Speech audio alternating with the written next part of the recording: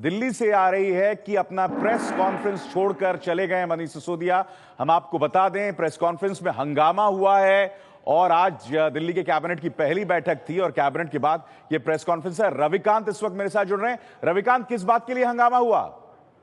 देखिए, मीडिया काफी पहले से यहाँ आ गया था। कई घंटों से जो स्टिल के फोटोग्राफर थे वो और अन्य मीडिया यहाँ पर मौजूद था और अंदर जाने नहीं दिया जा रहा था। जो सचिवालय उसके अंदर एक्सेस नहीं था।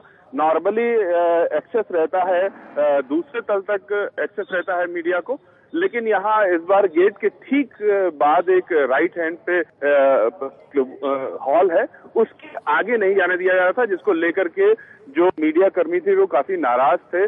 और पिछली बार जब आम आदमी पार्टी की सरकार आई थी तो उन्होंने मीडिया पर काफी प्रतिबंध लगाए थे। इस चीज को देखते हुए जो मीडिया कर्मी थे वो काफी नाराज थे।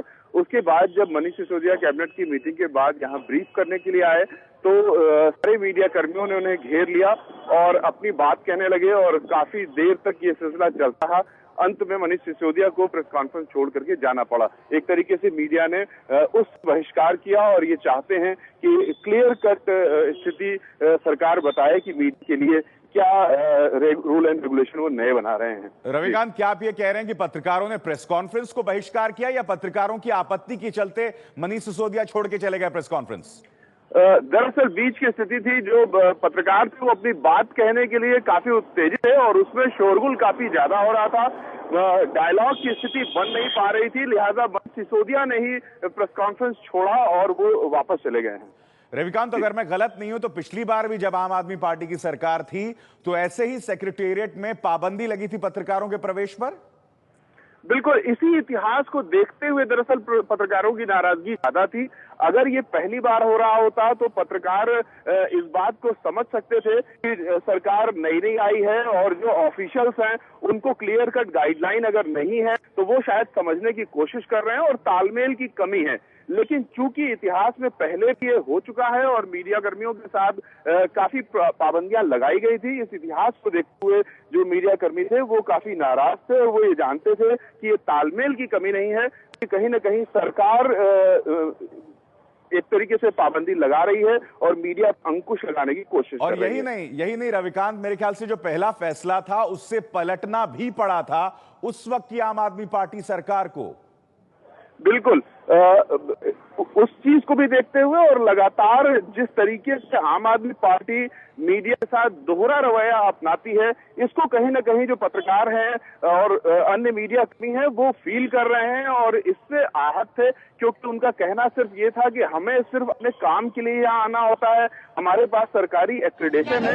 रविकांत, मैं आपको एक सेकंड के लिए रोक रहा हूँ। ये देखिए तस्वीरें, जब मनीष सिसोदिया से पत्रकारों की बातचीत हो रही थी, सुनते हैं।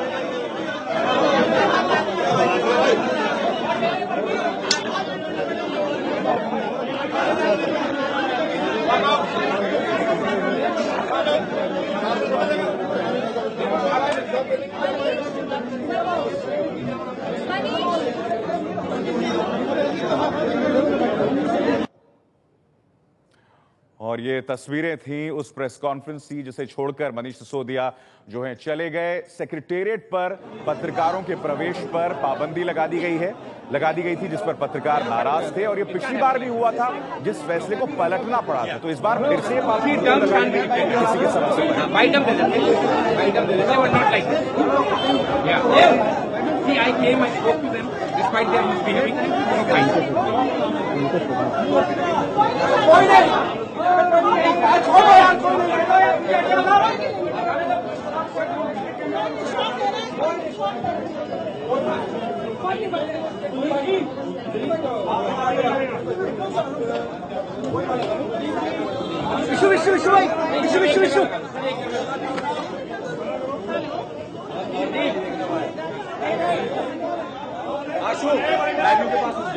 नहीं, मैं आके बात कर गया था। कोई नहीं, ये कोई तरीका नहीं है।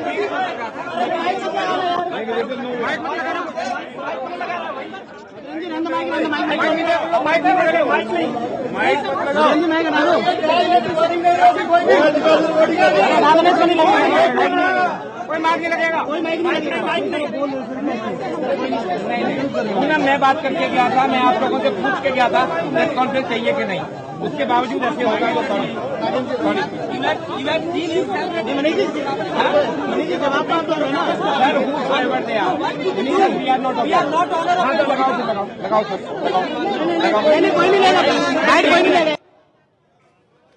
तो नाराज पत्रकार और दूसरी तरफ नागेंद्र शर्मा जो कि मीडिया एडवाइजर है वो भी दिखाई दे रहे थे।